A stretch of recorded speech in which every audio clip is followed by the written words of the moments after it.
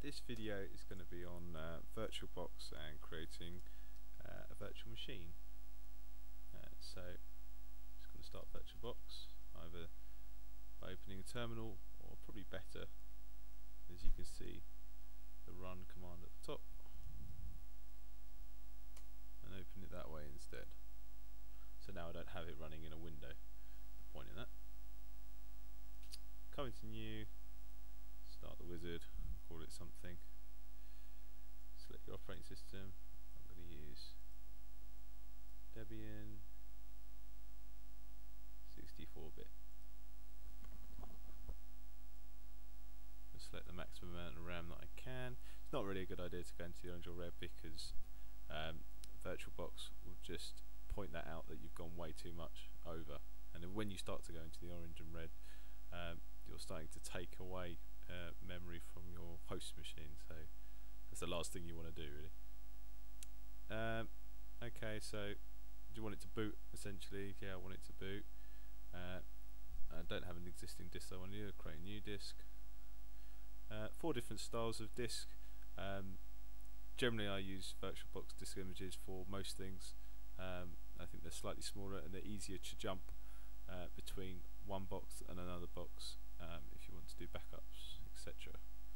Right, the difference here between dynamically allocated and fixed size: dynamically allocated will get larger and larger and larger depending on how much you need, but will never get smaller.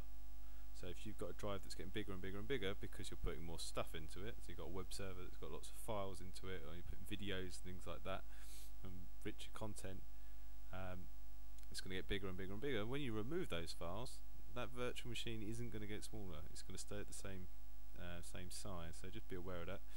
But that's very quick to make. A fixed size is what it says, pretty self-explanatory. It is a fixed size, but it takes a lot longer to create that virtual disk.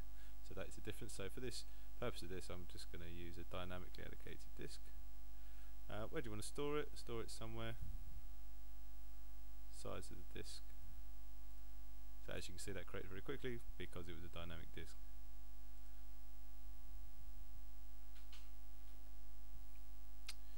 Okay. So next thing to do is to open the settings, and from here, you can go through and make whatever changes you want to change. Remove the floppy drive, for instance. I put the CD as the top because I want to boot off of a CD first. Allocate your CD-ROM drive.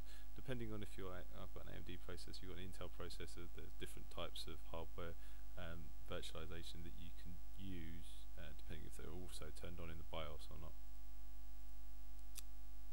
Okay, so in the storage section here, where it says empty, this here, ignore this bit, come into where it says empty, and then on the end here, where it's got the picture of disk here, click on that, and then select either an ISO like I have already from, if you've downloaded it from somewhere, or select the actual DVD or CD-ROM drive. So I've got a disk in there, so that will do what I want to do. Don't care about audio. Right, so do I want to NAT? Do I want NATing between my local box and this box? No, I want to bridge it so I can give it an IP address that will be external to the outside world, and will have an internal address so it can be seen on my network. Okay, what interface do I want to use? You can use that interface. Don't have any other enhanced USB controllers. If I've got something on this machine I want to share with another machine, then you can make share folders. You can do that once it's started, so it's not majorly important to set up now unless you desperately need to. And that should be it. So now you can see that the start icon has come into play. And it'll boot, and the first thing to try and pick up is the CD, which is in fact the ISO from the CD, and there it is. It's come in, boom, it's up. But you can change these options here, allow you to change those things. So if you wanted to pick, for instance, I've got backtrack here instead. If I wanted to do that, you can switch between them on the fly, which is quite nice. Same as you can change the network information, like so. And that is the first video of how to get to this stage, and there will be follow-up videos of how to install different ways of installing, and we go from there.